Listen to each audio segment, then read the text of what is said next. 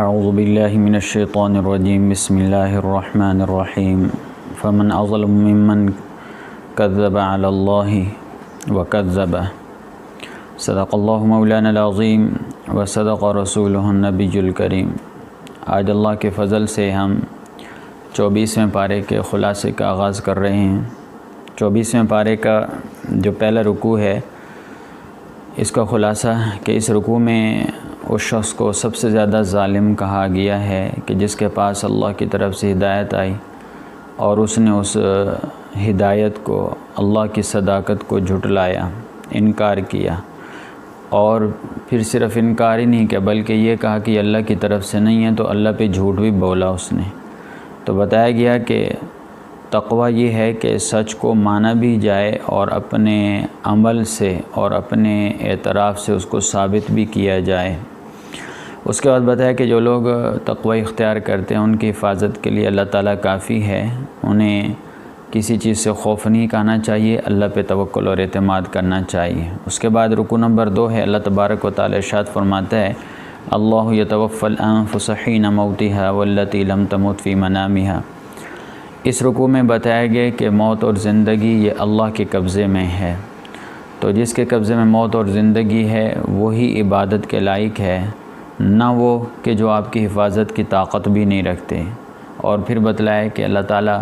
قادر بھی ہے، اللہ تعالیٰ عالم الغیب بھی ہے، انسان کے ایک ایک عمل سے اور انسان کی نیت سے واقف ہے۔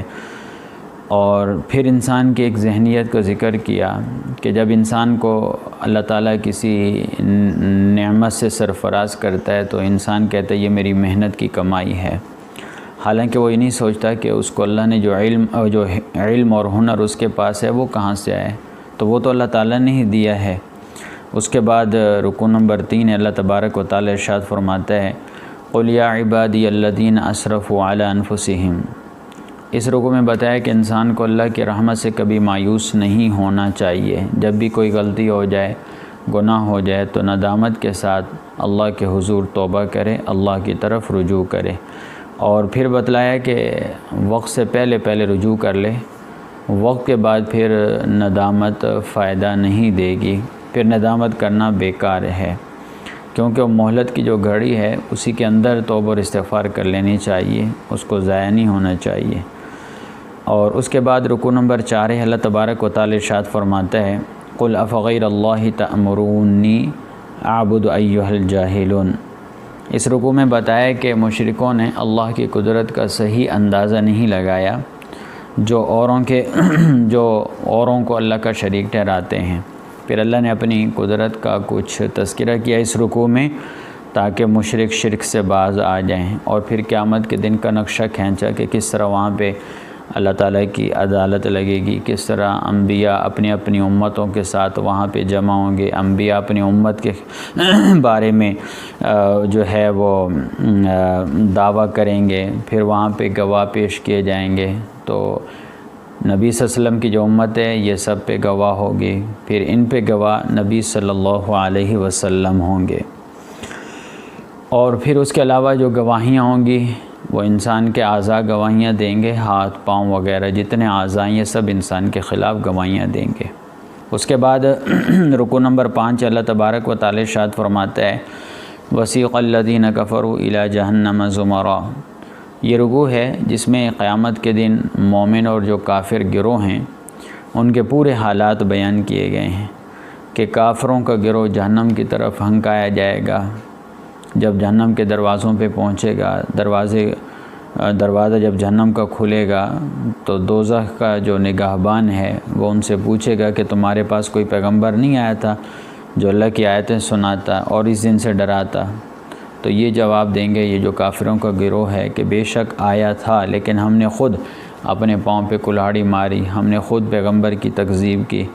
پھر وہ گروہ جہنم میں ڈال دیا جائے گا۔ اور پھر اسی طرح اہل جنت کا گروہ جہنم کی طرف لے اہل جنت کا گروہ جنت کی طرف لے جایا جائے گا، اور وہ جنت کے دروازے پہ پہنچے گا تو جنت کا نگہبان انہیں مبارکباد دیں گے اور سلامتی بھیجیں گے اور کہیں گے کہ آرام کے ساتھ تم یہاں ہمیشہ کے لیے جنت میں رہو۔ اور پھر یہ جو جنتی گروہ ہے یہ جنت میں اللہ کی حمد بیان کرتے ہوئے داخل ہوگا۔ اس کے بعد سورہ مومن ہے، چوتھے رکوع کی آیت ہے وقال رجل مؤمن من آل فرعون، اس سے ماخوذ ہے اس سورت کا نام، اور سورت کا پہلا رکوع ہے اور پارے کا چھٹا رکوع ہے۔ اللہ تبارک و تعالی ارشاد فرماتا ہے حامیم تنزیل الکتاب من اللہ العزیز العلیم۔ اس رکوع میں اللہ کی چند صفات بیان کرنے کے بعد توحید کا سبق دیا گیا، پھر بتایا گیا کہ کافروں کی جو ظاہری شان و شوکت ہے اس کی وجہ سے دھوکے میں نہیں آنا چاہیے کہ شاید یہ بھی عذاب سے بچ جائیں گے، اگر یہ دنیا میں بچ گئے تو آخرت میں تو بچنا نہیں ہے۔ پھر اس کے بعد فرشتوں کا ذکر ہے اس رکوع میں، اہل ایمان کی تعریف کی گئی ہے کہ اہل ایمان کون ہوتے ہیں، کہ جن کے مغفرت کے لیے فرشتے بھی اللہ کے ہاں دعا کرتے ہیں، نہ صرف اہل ایمان کے لیے بلکہ ان کے اولاد کے لیے، ان کے والدین کے لیے فرشتے دعا کرتے ہیں۔ اس کے بعد رکوع نمبر 7 ہے، اللہ تبارک و تعالی ارشاد فرماتا ہے ان الذین کفروا ینادون لمقت اللہ۔ اس رکوع میں کافروں پر جو قیامت والے دن گزرے گی اس کا بیان ہے کہ اس دن مارے خوف کے ان کے دل گلے کو آئیں گے، گلے تک اٹکے رہیں گے، نہ مال و دولت کام آئے گا، نہ کسی کی سفارش وہاں پہ چلے گی۔ پھر اللہ کے عالم الغیب ہونے کا اس رکوع میں ذکر کیا گیا ہے کہ اللہ تعالیٰ عالم الغیب ہے، اور پھر سمجھایا کہ انسان کے ہر حرکت، ہر عمل اور نیت پہ اللہ کی نظر ہے، اللہ واقف ہے، قیامت والے دن اللہ پورا بدلہ دے گا۔ اس کے بعد رکوع نمبر 8 ہے، اللہ تبارک و تعالی ارشاد فرماتا ہے اولم یسیروا فی الارض فینظروا۔ اس رکوع میں گزشتہ قوم اور ان کی نافرمانیوں کا تذکرہ کرتے ہوئے بتایا کہ جب ان پر عذاب آئے تو کوئی ان عذابوں کو ٹال نہ سکا، اور پھر موسیٰ علیہ السلام کا تذکرہ ہے کہ ان کے جو 3 سرکش تھے فرعون، حامان، قارون، تو ان کا واسطہ پڑا ان 3 سرکشوں سے۔ حضرت موسیٰ علیہ السلام نے طرح طرح دلائل دے کر ان کو سمجھایا کہ دعوت دی، لیکن وہ نہ مانے، اور نتیجہ ہوا کہ عذاب میں وہ پکڑے گئے۔ اس کے بعد رکوع نمبر 9 ہے، اللہ تبارک و تعالی ارشاد فرماتا ہے وقال رجل مؤمن من آل فرعون یکتم ایمانہ۔ اس رکوع میں بتایا کہ فرعون کی قوم میں سے ایک مومن آدمی تھا، تو وہ فرعونی حکومت کے ڈر سے اپنا ایمان تو ظاہر نہیں کر سکتا تھا، چھپائے ہوئے تھا، لیکن لوگوں کو حکمت کے ساتھ موسیٰ علیہ السلام پر ایمان لانے کی ترغیب دیتا تھا، اور اس حوالے سے وہ دنیا کی بے ثباتی کا نقشہ کھینچتا اور کہتا کہ آج اگر تمہارے پاس سلطنت ہے تو اگر کل کو یہ نہ ہوئی تو پھر کیا بنے گا۔ پھر گزشتہ نافرمان قوموں کا ذکر کرتا، پھر کبھی قیامت کے ہولناک جو مناظر ہیں ان کو یاد دلاتا، کبھی یوسف علیہ السلام کا ذکر کرتا کہ مصر میں ان کی حکومت تھی اور یہی تخت تھا جس پر وہ تھے، اور کس خوبی سے انہوں نے حکومت کو چلایا، اور وہ حکومت ان کی کیوں چلی کہ وہ نیک تھے، نیک عمل کرنے والے تھے، اور وہ ایمان والے تھے۔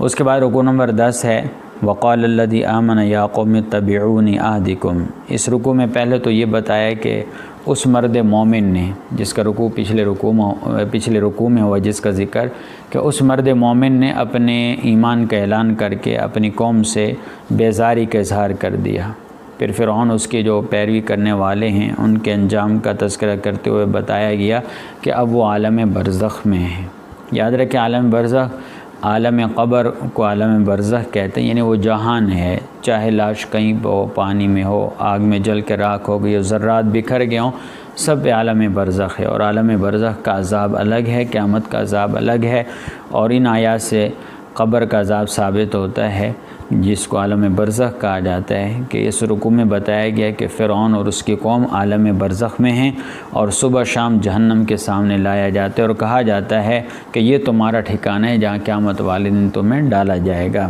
اور پھر بتایا کہ ہر نافرمان کو عذاب دیا جائے گا۔ اس کے بعد رکوع نمبر 11 ہے، اللہ تبارک و تعالی ارشاد فرماتا ہے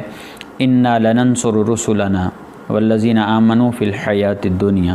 اس رکوع میں پہلے یہ بتایا کہ اللہ تعالیٰ نے ہمیشہ اپنے رسولوں کی مدد فرمائی ہے، اور ایمان والوں کے لیے ان کی مدد کا وعدہ ہے، لیکن شرط یہ ہے کہ ایمان والے اپنے دعویٰ پر جو ہے نا سچے ہونے کا عملی ثبوت دیں،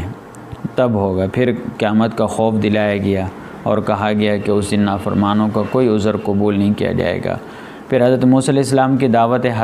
حق کا تذکرہ کرتے ہوئے بتایا گیا کہ بنی اسرائیل پر اللہ نے انعام فرمایا اور مسلمانوں کو اس مجمل تذکرے سے سبق دیا کہ کہیں تم بھی بنی اسرائیل کی طرح نہ ہو جانا کہ اللہ کے انعامات کے بعد نافرمانیاں کرنے لگو اور پھر انہی کی طرح تم ذلیل ہو جاؤ۔ اس کے بعد حضور صلی اللہ علیہ وسلم کو اور آپ کے توسط سے مسلمانوں کو ایک تو صبر کی تعلیم دی گئی اور دوسرا توکل کی تعلیم دی گئی ہے، اور تیسرا اللہ تعالیٰ کی حمد و ثنا کی ہدایت کی گئی کہ اللہ کی حمد و ثنا بیان کرتے رہیں۔ پھر تعلیم دی گئی کہ شیطانی خیالات سے اللہ کی پناہ طلب کرتے رہنا چاہیے اور دعا کرتے رہنا چاہیے۔ اس کے بعد رکوع نمبر 12 ہے، اللہ تبارک و تعالی ارشاد فرماتا ہے اللہ الذی جعل لکم اللیل لتسکنوا فیہ۔ اس رکوع میں اللہ کی حمد و ثنا اور اس کی قدرت کے مظاہر اور آیات الہی کا بیان ہے، اور انسانی شکل و صورت میں پیدا کیے جانے اور رزق وغیرہ دیے جانے کے انعامات کے اس میں بیان ہے، اور ساتھ انسان کی پیدائش اور اس کے مقصد کا مقدمہ ذکر ہے، یعنی اس کے مقاصد کا ذکر ہے کہ دنیا میں اللہ کی مرضی پورا کرنے کے لیے انسان کو پیدا کیا گیا ہے۔ اس کے بعد رکوع نمبر 13 ہے، اللہ تبارک و تعالی ارشاد فرماتا ہے الم تر الی الذین یجادلون فی آیات اللہ۔ اس رکوع میں ان لوگوں کا انجام بتایا ہے کہ جو اللہ کی آیتوں کے بارے میں جھگڑا کرتے ہیں اور اللہ تعالیٰ کی کتاب اور رسالت کو جھٹلاتے ہیں، تو قیامت کے دن ان کے گردن میں طوق ڈالے جائیں گے اور انہیں کھولتے ہوئے جو پانی ہے نا، کھولتا ہوا گرم پانی، اس میں ان کو ڈالا جائے گا، پھر آگ کے حوالے کر دیا جائے گا، اور پھر کہا جائے گا کہ کہاں ہیں وہ تمہارے شرکاء جنہیں تم اللہ کا شریک ٹھہراتے تھے۔ تو اس طرح سمجھایا گیا کہ قیامت والے دن کوئی دولت، کوئی فدیہ، کوئی چیز کام نہیں آئے گی۔ اس کے بعد رکوع نمبر 14 ہے، اللہ تبارک و تعالی ارشاد فرماتا ہے اللہ الذی جعل لکم الانعام لترکبوا منہا۔ اس رکوع میں بتایا کہ اللہ تعالیٰ نے انسان کو جو بے شمار انعامات دیے ہیں ان میں حیوانات بھی ہیں، تاکہ انسان سواری کا کام لے، ان کے گوشت سے فائدہ اٹھائے، اپنی غذا وغیرہ، اس کے کھال وغیرہ سے لباس وغیرہ کارآمد چیزیں تیار کرے۔ اسی طرح انسان کے کام کی ایک چیز جو جہاز اور یعنی باہری جہاز ہے اور کشتی وغیرہ ہے، اس کا ذکر ہے کہ اس سے سفر اور مارے تجارت ایک جگہ سے دوسری جگہ منتقل کیا جاتا ہے۔ مطلب یہ کہ اللہ تعالیٰ کے اتنے احسانات ہیں، تو اگر انسان اپنے عقل و شعور سے کام لے تو وہ محسوس کرے گا کہ اس کا ایک ایک چیز رواں رواں اللہ کے احسان میں جکڑا ہوا ہے انسان کا، لیکن انسان ہے کہ ناشکری کرتا ہے۔ اور پھر عبرت کے لیے گزشتہ قوموں کا تذکرہ ہے کہ وہ قرآن کے مخالفین سے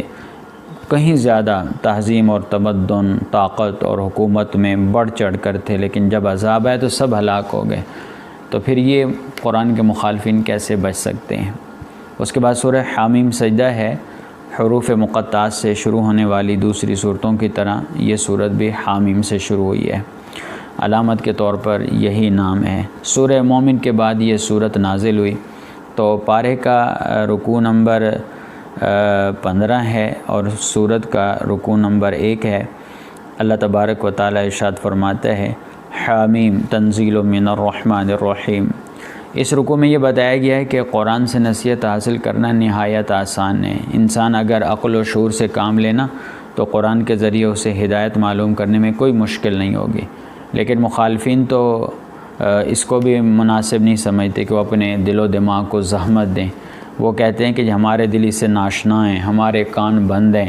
اور ہمارے اور رسول کے درمیان ایک پردہ ہے۔ پھر اس کے بعد توحید کا سبق دیا گیا ان کو، اور توحید پر استقامت اور اللہ سے مغفرت طلب کرنے کی تعلیم دی گئی ہے اس رکوع میں، اور ساتھ ساتھ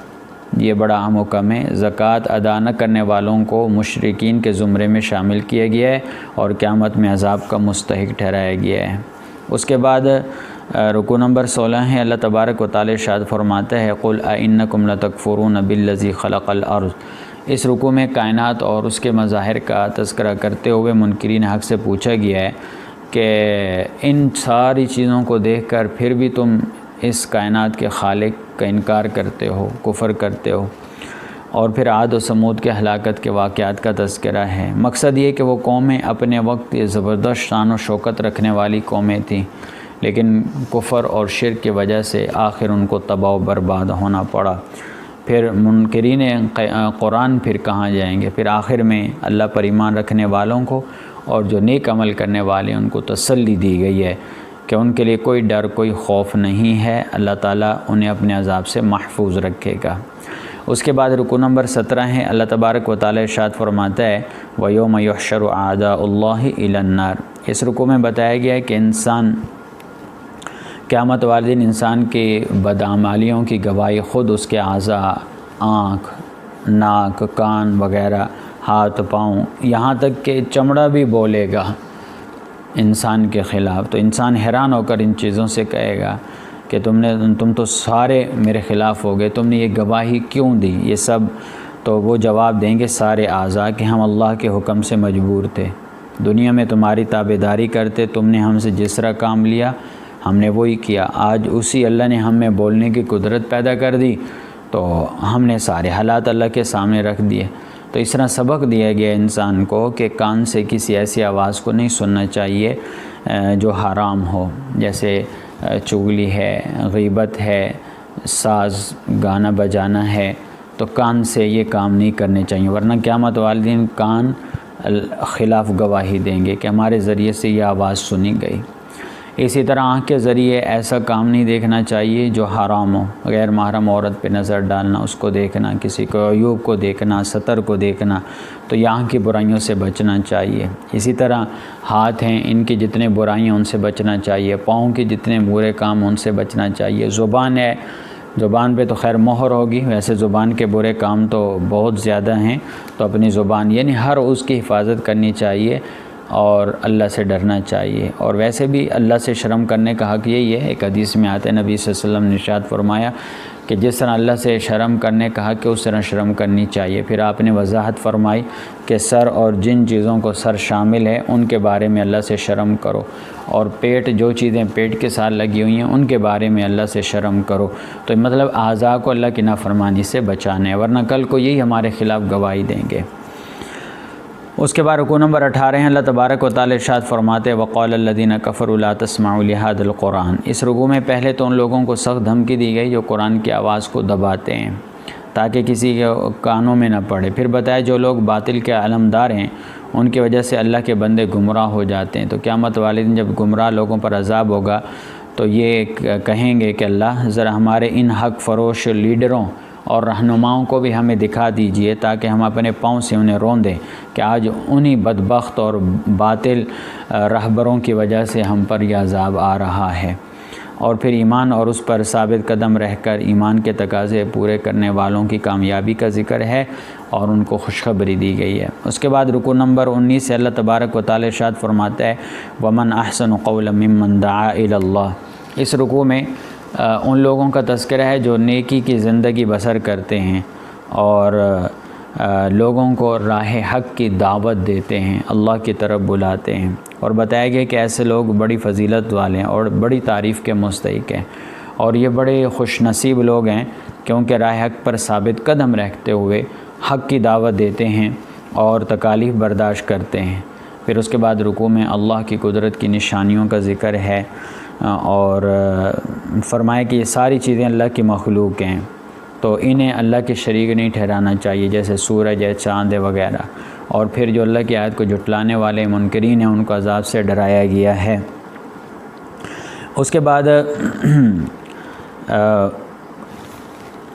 رکوع نمبر 20 سے اللہ تبارک و تعالی ارشاد فرماتا ہے کہ وَلَقَدْ آتَيْنَا مُوسَى الْكِتَابَ فَاخْتُلِفَ فِيهِ۔ اس رکوع میں حضرت موسیٰ علیہ السلام کی دعوت حق کا تذکرہ کرتے ہوئے بتایا گیا کہ بنی اسرائیل نے اختلاف کیا، اگر اللہ کی مصلحت نہ ہوتی تو ان کا قصہ اب تک ختم ہو چکا ہوتا۔ اور اس کے بعد بتایا کہ جو نیک عمل کی زندگی گزارتا ہے اس کا اپنا بھلا ہے، جو برائی کرتا ہے اس کا اپنا نقصان ہے۔ یہاں پہ بحمد اللہ 24ویں پارے کا خلاصہ مکمل ہوا۔ اللہ تعالیٰ سمجھ عمل کی توفیق